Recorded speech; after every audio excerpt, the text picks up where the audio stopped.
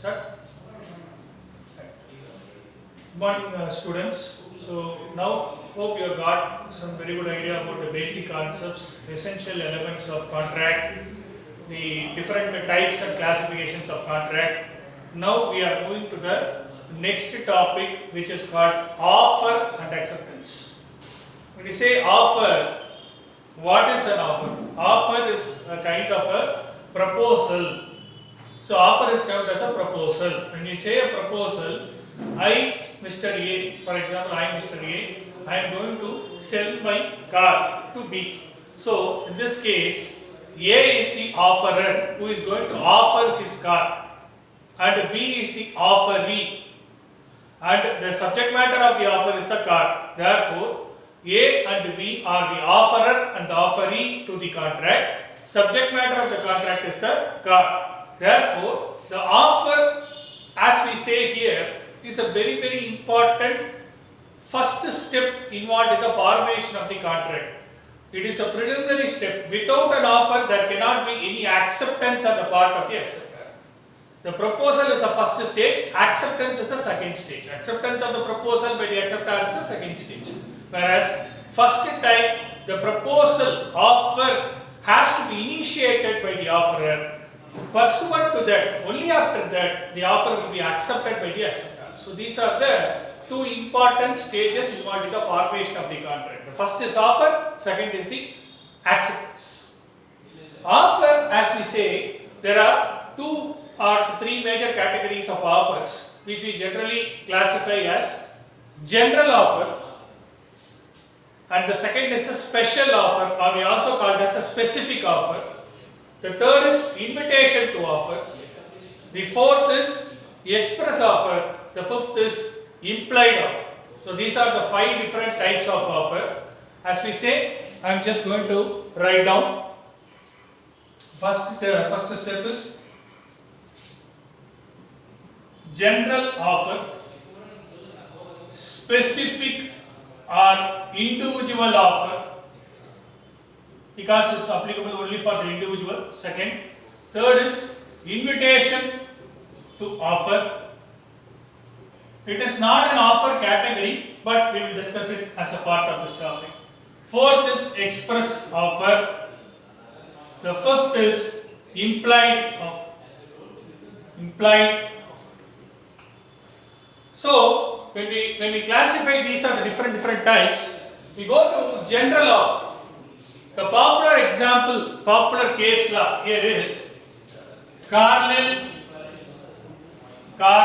versus Carbolic Smoke Ball Company case. Smoke Ball Company. Carlyle versus Carbolic Smoke Ball Company. So, the general offer. The reason why we call it as a general offer is that an offer is made to the whole world, or to the whole public, or to the community, society, or group of people, public gathering, etc. When we make to the whole public, it is called as a general offer. You are not addressing to a particular individual. You are addressing to the whole community, people, world. So that is called general offer. Individual offer is nothing but, here you are addressing or giving your proposal to a particular individual. For example, A, he is offering his car to B. So B is a particular individual. For him, A is offering his car to be sold.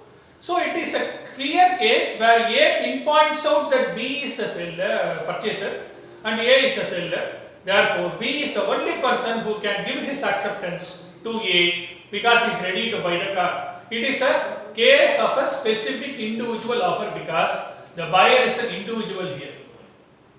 In the formal case, general offer, it is Carlyle versus Carbolic Smoke Ball Company case, a popular case which happened where Carlyle is a lady who was a purchaser of a smoke balls from the company. The company, before making the sales, made an advertisement in the newspaper stating that when any people who buy the smoke balls of the company and use the smoke balls according to the printed directions given in the labels in the form of products, and still they contract flu, influenza disease, then the company will be eligible to compensate the victim. Victim means the person who is suffering the flu. Okay. So the company offered such an advertisement. So based on the faith of the advertisement, Mrs. Carlin, who is a lady, she bought that product, smoke balls. She had used the product according to the printed direction, but unfortunately, she had contracted influenza disease. So she said that I used the product according to your directions, your terms have been fulfilled by me, and now I am contracted influenza. Please compensate me as a damages. So the case went to the court, and the company held that it is a general offer. So there is no specific acceptance. But the court said that wherever the lady had used the product according to the printed directions, according to the communications of the company, the usage itself by the lady according to the directions automatically constitutes implied acceptance. There is no need for giving an express written acceptance by the lady to the company that I am using the product. Automatically, when she uses the product, she had as a result contracted influenza disease. Therefore, the product has been used according to the terms and conditions of the offered by the company. Therefore, she was entitled to claim reward from the company. It's a popular case for general offer. When you come to invitation to offer, what is an invitation to offer? So invitation to offer is basically an advertisement that we offer in the shops. For example, you may go and thinking of buying a particular book. The book may be popular book. You may think that I want to buy this book. So the book is of a value which is close to 2000 rupees or something. But you want to purchase that book. You are in search of that book. You go to the particular shop where you find that book in the showcase or in the mirror case, where the price is displayed as 2000 rupees for that book. But you want to purchase that book. So you go and ask the shopkeeper. So you think that the shopkeeper will offer you for 2000? No. It is actually a display of the product in the glass outlets or the outside part of the shops. It is only a mere display of the product. The purpose of the offer of product being offered by the shopkeeper is to bring the attention, grasp the attention of the buyer to come to the shop and buy the product. It is not an offer at all. It is an advertisement. It is a catalog. It is a brochure. It is a outmade advertisement in the form of a express thing that he is offering, that the product is tentatively so much of rupees. If any buyer is interested, please come and subscribe. Please come and buy the product. It is actually invitation by the shopkeeper to the public to come, walk into the shop, ask for the product, buy and move off. This is what the thing. So therefore, invitation to offer is totally different from offer. You need to understand, invitation to offer is not an offer at all. It is an offer for an offer, which means it is an offer to make an offer. It is an offer by the shopkeeper to the public to make an offer. Therefore, invitation to offer is different from offer. So, best example of the case law here is Harvey versus Facey. The popular English case law, Harvey versus Facey. We also term it as a bumper Halpin case. Bumper Halpin case. Bumper Halpin case. We also call it as bumper Halpin case. Harvey versus Facey. Then comes express offer. Here in express offer, you are trying to offer the products and services expressly by written terms or by words of mouth, spoken. So it is actually express offer. You are trying to express your offer. Again, I am going back to the same example for the entire contract. I am going to take the same example. A is going to sell his car to B for 1 lakh. So he is making a written agreement signed by both A and B. Therefore, it is an express offer. So now A is able to sell his car for 1 lakh. B is able to purchase the car for 1 lakh. So sale consideration 1 lakh is clear. A is the seller, B is the buyer. Place and time, everything is clear. So agreement is expressly written between the parties. So it is said to be an express offer. Okay. But when it comes to implied offer, as I said yesterday, the offer which can be identified, the offer which can be inferred, the offer that can be ascertained from the facts, FACTS, facts, circumstances, situations, behavior, conduct. Facts, situations, behavior, circumstances, conduct. So these are the 5 important criteria under which the contract or an offer can be ascertained, and that kind of offer is called implied, IMPLIED, implied offer. Okay. The best example would be the case where you may go to the railway station There may be railways operated by the Indian Railways or Southern Railways. You want to travel from Chennai Egmore station to Chennai Gindi, right? So what do? You go and board the Chennai train, metro local train, okay? So you board the train. What will happen? You go and take the ticket from the ticket counter, or you may have passes, student passes, etc. You board the train from Egmore to Gindi. So the train which operated by the Tamil Nadu government, or the train which is operated by the respective central government for carrying you from one place to another, are they entering into an agreement with every passenger? Your written agreement, please board my train. This will be operated from Chennai to Egmore, Egmore to Gindi, nothing like that. The train comes at the station, you board the train, you use the train, and you land up at the place where you want to move off. So here there is an implied contract run by the railways where passengers board and they deboard. Passengers board and they actually step out at the station where they want to step out. So it is actually an implied contract. It is based on facts, circumstances, situations, and there is behavior of the contract. So these are the 5 different types of offer. As we said, general offer, special offer or individual offer, invitation to offer. It is not a type of the offer, please remember. It is again a distinguishing pattern compared to offer. That is why I have brought this as a part of this topic. It is not a part of this type of offer. Okay. Next is express offer and then implied offer. So again I am going to take a small revision. General offer is an offer which is made to the whole world or to society, community, public at large. So Carlyle versus Carbonic Smoke Ball Company, popular case law. Specific offer or individual offer, it is where offer is made to the individual, specific individual or a particular person.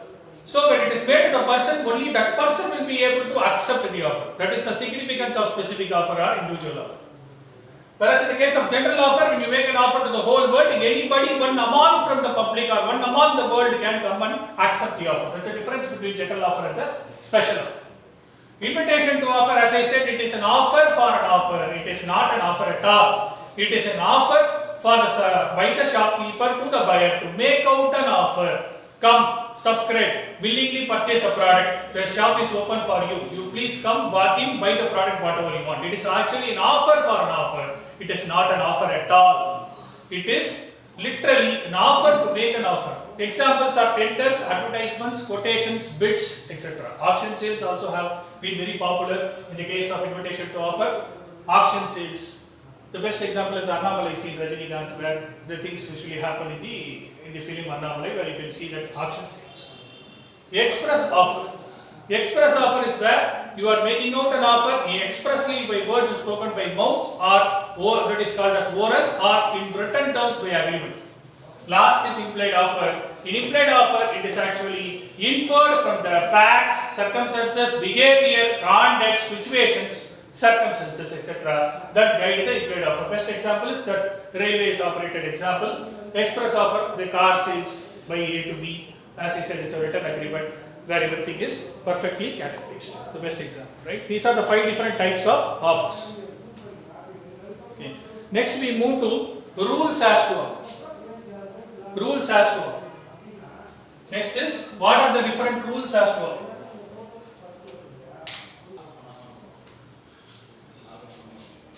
Okay, students, so we move to the next topic. What are the rules as to offer? So when you say rules as to offer, these are the primary requirements.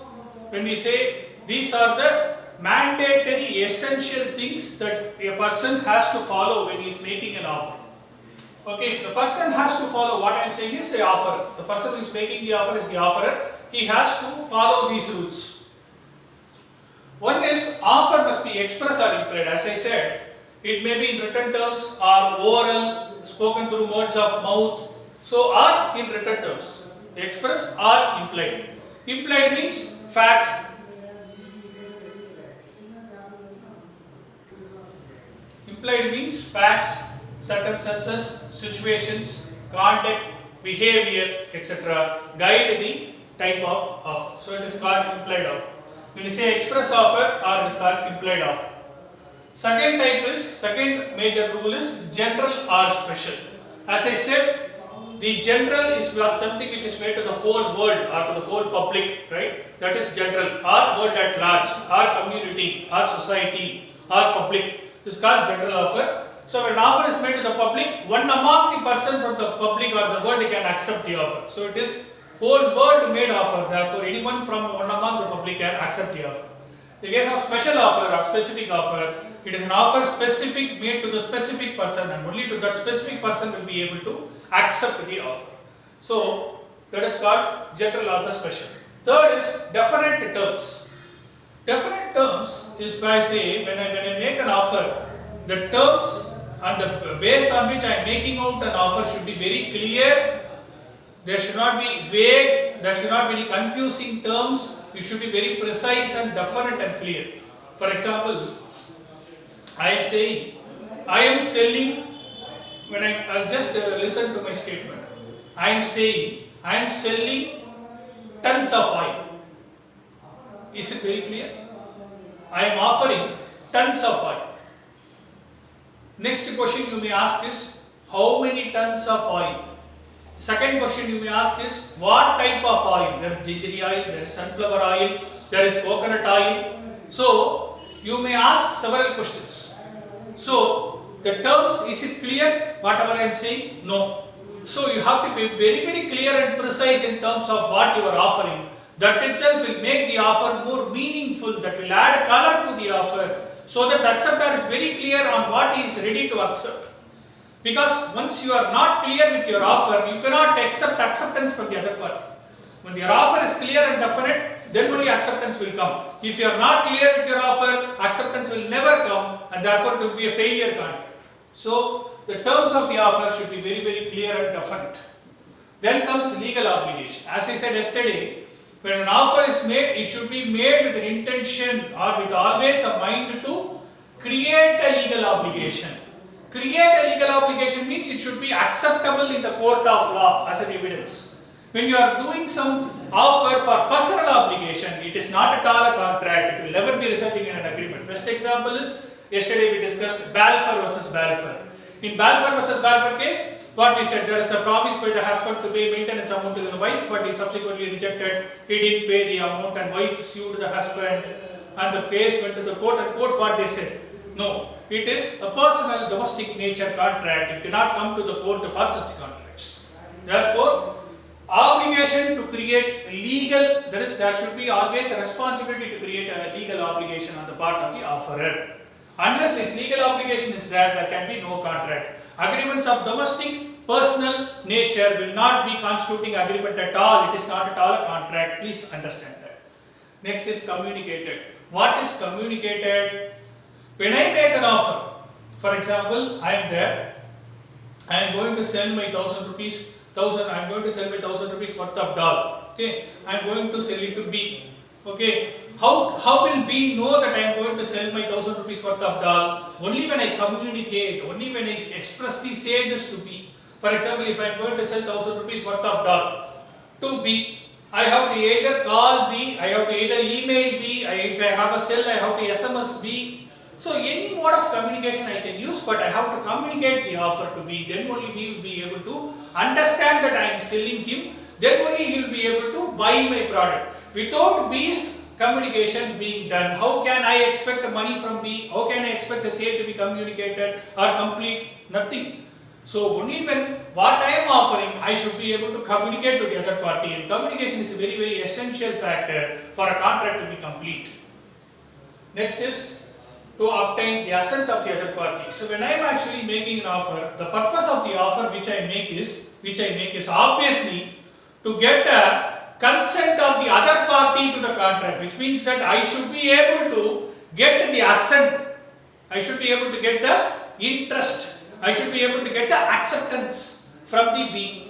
For example, if I am going to sell 1 lakh worth of rupees car to B, what I am doing, the purpose of my sales is to get 1 lakh money from B, which means that I want to make B to buy my car.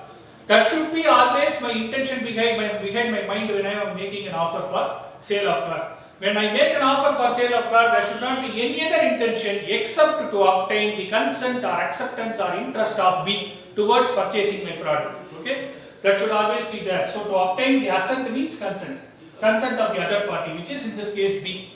Okay.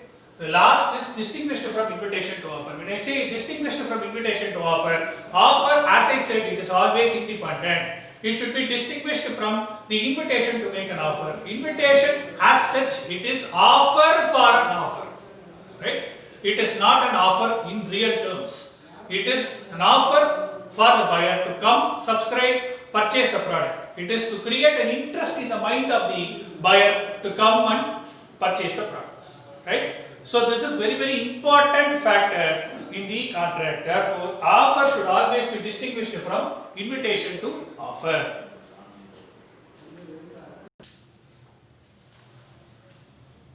Students, let's move to the next topic. You see the board, it is acceptance. So now we look into the other party side where acceptance, there is person who is accepting the offer. What are the rules which we need to follow? Similar to the rules which are applicable for the offer, the acceptor side there are certain rules which needs to be complied or followed. Okay, what are the rules? One is acceptance must be absolute. The reason why I am saying acceptance must be absolute, because the offerer at the time of making an offer, he is not making any condition. He is saying, sir, I am A, I am willing to buy my car, sell my car to you. So you as a buyer, you have to buy my car. That's it. It is up to me to buy it, reject it or walk out. There's no problem. Here A is not compelling, A is not imposing any condition. Please understand. B can either buy it or he can reject it or walk out, anything he can do. So therefore, since the offerer himself doesn't make any condition, does not impose any restriction, does not use any force, etc., acceptor also has to accept it as such or reject it. He should not actually try to do some modifications to the original offer. It will result in termination of the original offer. The best example is when I say I am going to say Mr. A is going to sell the car to B for 1 lakh. So B says that, so no sir, I am ready to accept the car, but provided if you offer the price as 90,000. Please understand, A is offering the car for 1 lakh, whereas B is now ready to accept, but he negotiates and say, no sir, let's fix the price as 90,000. So he is trying to modify the original term of 1 lakh as now 90,000. So now it is up to B to modify it, right? So B is now modifying it. So in that case, what happens is the original offer of 1 lakh made by A shall stand revoked or rejected, because A need not accept the acceptance given by A, B for a negotiated price, because offerer offers the offer. It is up to the acceptor to just like that accept it for 1 lakh or reject it. He cannot try to modify it for 90,000. If he try to modify it for 90,000, it results in what is called as counter offer. It will result in rejection of the original offer. So please understand. Second is acceptance must be communicated. As the same way, when the acceptor as such is trying to accept the offer of the offerer, when can the promisor or the offerer know that his offer is accepted? Only when the acceptor communicates back, sir, I am ready to buy the product for 1 lakh. Here is the 1 lakh rupees. So you can deliver me your car on such and such date. So what does he do? B writes a telegram, B writes an email, B writes a SMS or anything, he can send it to A, so that A will understand and deliver the car and B will pay the price. Obviously, acceptance by B should be communicated back to the original proposer, which is called A in this case. Third is, shall always succeed offer, which means that offer has to come first, acceptance has to come next. There cannot be always acceptance first, offer next. It is not at all, totally not at all possible. It is in a similar case where without an offer, how can there be acceptance? It is a basic principle of law. Without I making an offer, how can there be acceptance? Without A offering the car for 1 lakh rupees to B, how can B accept automatically without offer comes from A? Nothing is possible, right? So therefore, acceptance should always succeed offer, means it should come next. Offer should come first. So that is it. Then, in reasonable time, offerer says, here the case, A is selling his car to B for 1 lakh, and A also says to B that the offer will be valid provided you accept the offer within 2 days from now. He is fixing a time. Assuming the offer is made on Monday, B has to accept the offer on Wednesday night. If he is not able to accept the offer by Wednesday night, what happens is the offer closes. Acceptance should be in the reasonable time. which means that when the time is given by the offerer, acceptor has to comply, obey the time and accept within that time. If the time is not given, what is called as reasonable time? Reasonable, what is reasonable? We determine the term reasonable having regard to the facts, situations, conduct, circumstances of the case. That is what we term as a reasonable. Please understand. So, assuming there is a car sales by A to B for 1 lakh, if B doesn't accept, if A doesn't say any time, then maybe there is a reasonable time of 1 or 2 days, which as an ordinary man of ordinary world we will give some time, right? That is what is called a reasonable. So, within the reasonable time you should accept. If A, on the contrary, if A mentions a time in the offer within 2 days, within 3 days offer should be accepted, then B should accept it within 2 or 3 days. If he still holds on for acceptance and does not give his acceptance beyond 3 days, automatically the offer stands revoked or rejected. In reasonable mode, what is reasonable mode? The next point, for example, A sells his car for 1 lakh to B. Okay, B, and he says that if B is interested to purchase the product, he has to communicate back because B has to write back to A only by email. Where A says that acceptance is okay, please give an email to me that you accepted. If A is saying like that, B should only send an email. If A says that if you are okay, give me a letter, then B should send only letter, he should not send email. Whatever A is saying as a mode of acceptance, B should follow. If A is saying you should write back once you accept it in letter, B should give a letter. If A says you should write back by telegram, B should give a telegram. If A says that if you are okay with acceptance, you send me an email, B should send an email instead rather than telegram. So we have to be very clear about the mode of acceptance. Last is, it must be given by person to whom the offer is made. What does it mean? That when an acceptance is given, offer is made by A to B, obviously in my previous example, then B alone is entitled to give acceptance. Any other person on behalf of B cannot give acceptance because original contract of sale of car is between A and B alone. There has been no other party apart from A and B in the initial contract. Therefore, offer is made by A, acceptance has to be given only by B, and no person other than B should give the acceptance. That is what is called as acceptance to be given by person to whom offer is made. Please understand it. So this is what is the right. You need to be very clear about the basic rules. So I'll again read through the basic rules. Must be absolute, must be communicated, acceptance should always succeed offer, it should be within reasonable time, in reasonable mode, and should be given by person to whom the offer is made. Okay, students, right? Let's move to the next topic, revocation of offer. What does revocation means?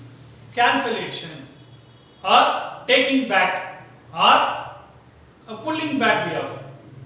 The offerer, in the example, we will take the same example, A wishes to sell his car to B for 1 lakh. A is the offerer, B is the offering. So in this case, A initially offered the car for 1 lakh to B, but later what he feels that he somewhat is in a confusion, or he changes his mind and says that no, my offer will not be valid, I am going to take back, I am going to cancel back, I am going to pull back my offer. The law of the contract states that once offer is made and B has accepted the offer, there is a contract. Please understand.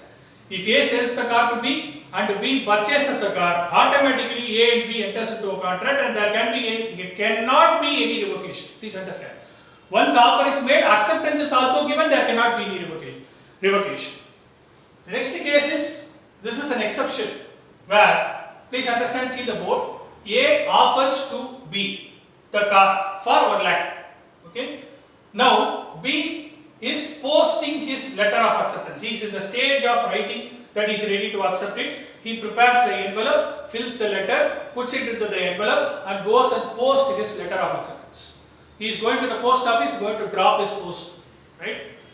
Please understand, before that A should change his mind and revoke the offer.